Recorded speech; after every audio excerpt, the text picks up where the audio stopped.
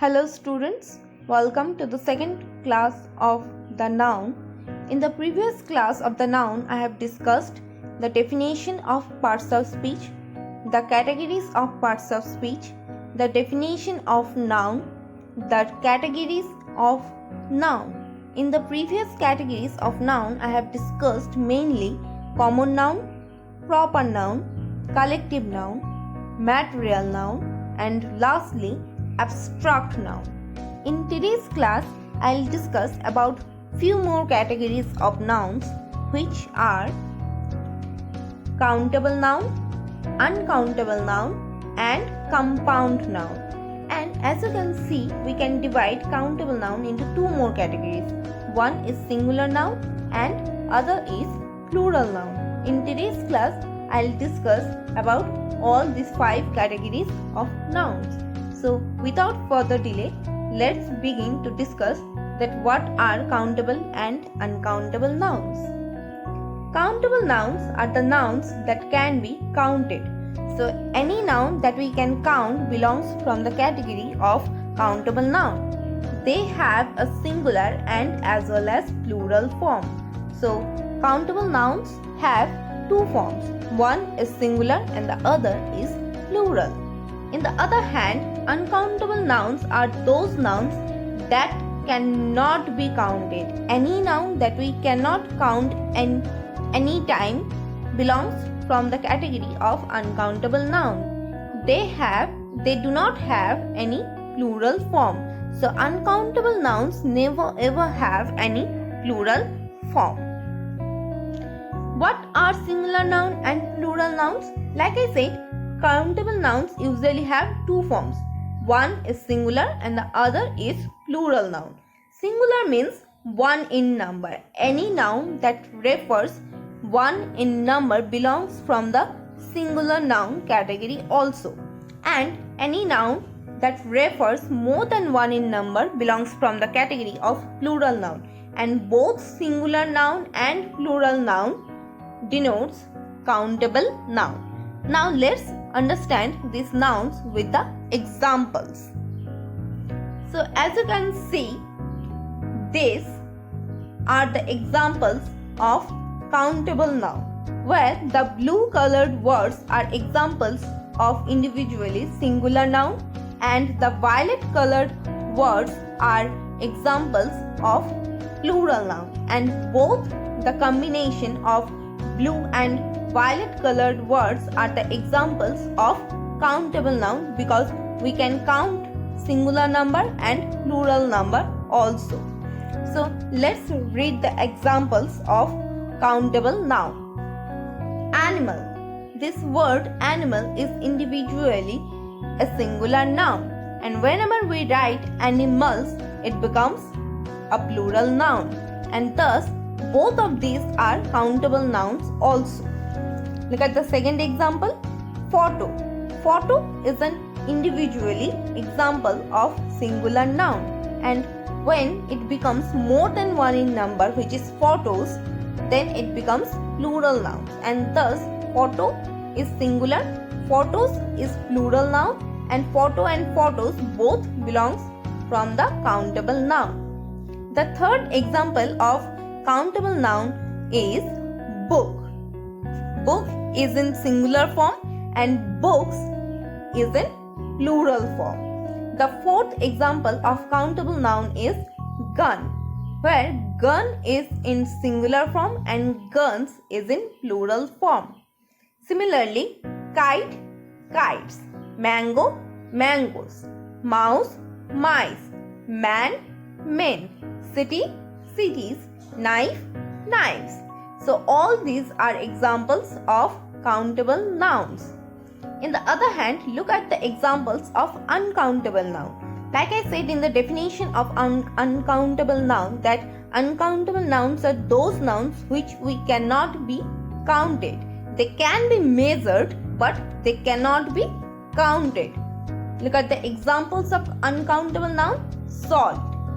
Can you ever count that how many grains of salt are in 1 teaspoon or in 1 bowl? No, we can never. Similarly, air, snow, rain, glass, sand, hair, milk, rice, sugar. We cannot count any of these. We can measure few of these, but we cannot count any of these, and thus they are the examples of uncountable nouns.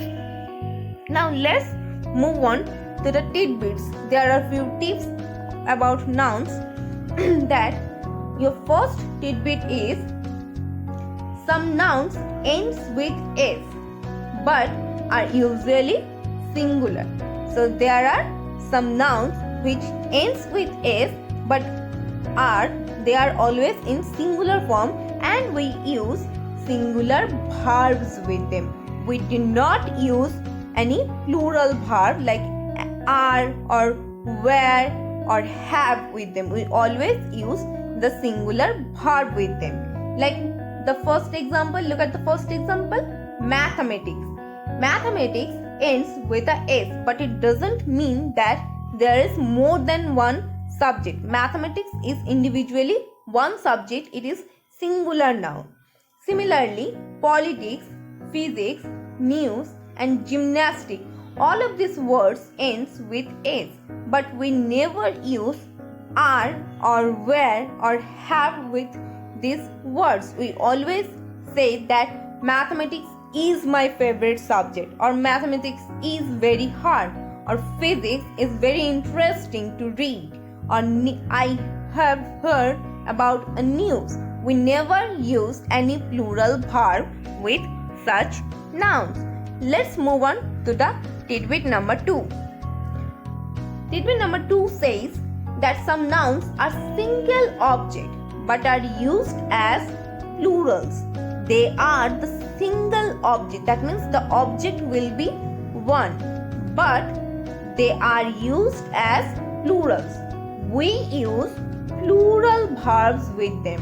No matter the subject is singular, no matter the object is singular, the material is one in number, but we always use the plural verbs with them. Look at the examples of such nouns: scissors, spectacles, trousers, pants, tongs, etc.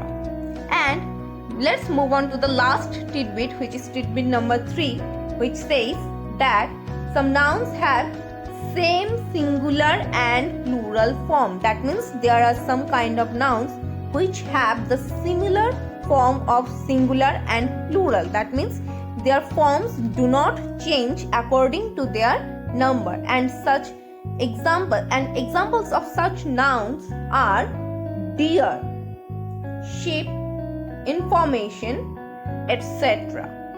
I hope you have understood these tidbits. Now we have last category of noun, which is compound noun. So what is the compound noun, or what are compound nouns? So when two common nouns join together to form another noun, it is called a compound noun. When two individual common nouns join together or come together to form another meaningful noun, it is called compound noun. Look at the examples of compound noun. Dust, bin. Dust is individually a common noun and bin is similarly individually a common noun. But these two common nouns, when come together, it becomes dustbin, and dustbin is separately another noun, which is a compound noun. Look at the second example of compound noun, which is cupcake. So cup is individually a common noun, and similarly cake is also individually another common noun. And when this cup and cake comes together, it becomes cupcake, and cupcake becomes a common compound noun.